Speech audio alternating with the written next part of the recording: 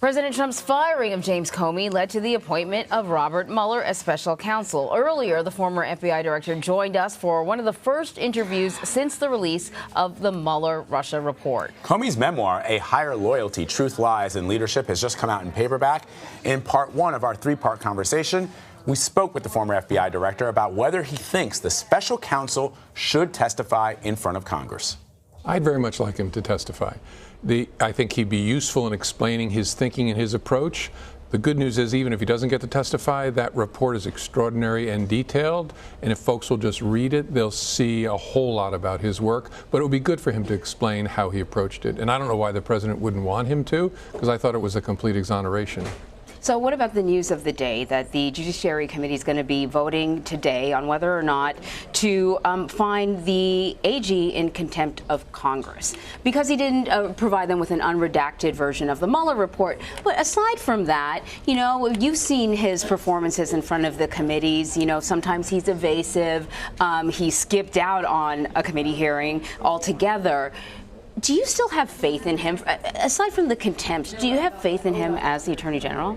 It's a great question. I've been really surprised and disappointed by the way he has acted in his public engagement, almost as the lawyer for the president. That's not the role for the Attorney General. The Attorney General is a political appointee, but he or she represents an institution that has to be aside from politics. So that's been disappointing. I don't have a view on the contempt battle. I'd prefer there not be such things because it's not good for either institution. So when you see him using the word spying and collusion, even though we all know, and we've talked about it over and over again, that collusion is not a matter of law. It's not a thing for lawyers. But he's using the words that the president uses. Yeah, and that's what concerns me. He's a very smart person, so he's not doing that accidentally.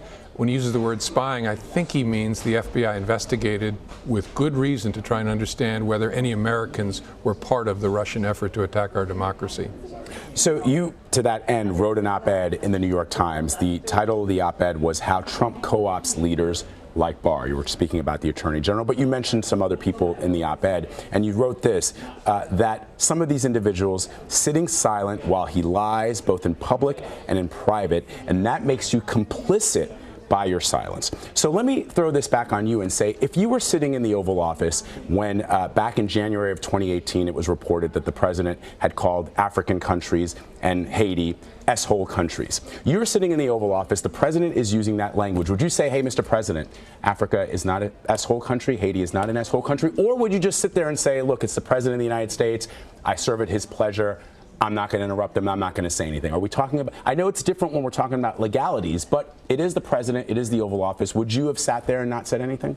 I'd like to think I would speak up. And I did on another occasion in February of that year when he said something false about America and likened us to the killers that Russians are, that Putin is. And I interrupted him to tell him that I didn't agree. And when I did that, I saw a shadow cross his face, and the meeting ended then. I went back to the FBI and said, I think I just ended my relationship with the president, which was not a bad thing in my view. And so, I don't know, I'd like to think that I would, but it's hard. You're sitting there in the Oval Office, you have tremendous respect for the institution of the presidency, and the guy never stops talking. It's lie after lie after lie after lie, and they wash over you like waves. It's not easy. But people of character do. Our former Defense Secretary Jim Mattis was one of those people, but there are too few of that kind of person. So what do you think when you see your former boss, Rudy Giuliani now, which some people have called the president's TV lawyer? You worked under him, and you write in the book that the idea of working under him inspired you. You were excited by his brashness and his attitude. Do you see a different person? Yeah, he seems different to me now. He'd probably say the same about me, but he just seems different to me now and not the person that I worked for. At least it seems that way to me.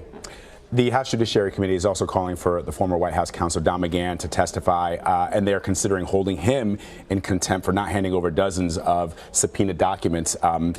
He did that at the instruction of the White House, which is now citing executive privilege. You're a lawyer, in addition to being the former FBI director. He's already spoken to the special counsel on the record. He's already testified under oath, 30 hours under oath. I'm not a lawyer.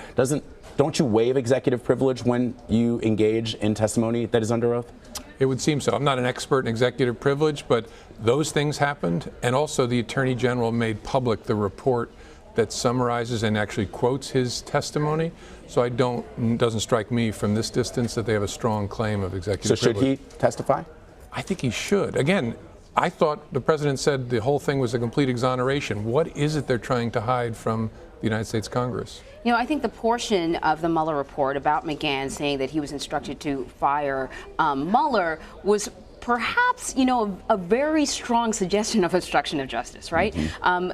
But there were 10 sort of things that Mueller laid out. Do you think that firing you was a case of obstruction of justice? I don't know.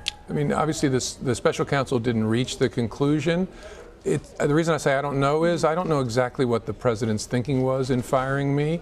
Part of it, from reading the report, seems to be he just didn't like me because I wouldn't obey his request that I say publicly he wasn't under investigation, something I wasn't going to do without the Department of Justice telling me to. But it strikes me a reasonable question about what his intent was. I agree with you, the way the Mueller report lays them out. McGahn tell the Department of Justice to fire the special counsel, asking private citizens to get the Attorney General to restrict the scope of the investigation. That stuff strikes me as a very strong case for obstruction. So then let's get your take on why Robert Mueller did what he did. There's still a raging debate as to whether or not the obstruction of justice component of the report, whether his intention was to hand it over to Congress to make a final decision, whether his intention was for the AG to make a call, which is what he did, or something else.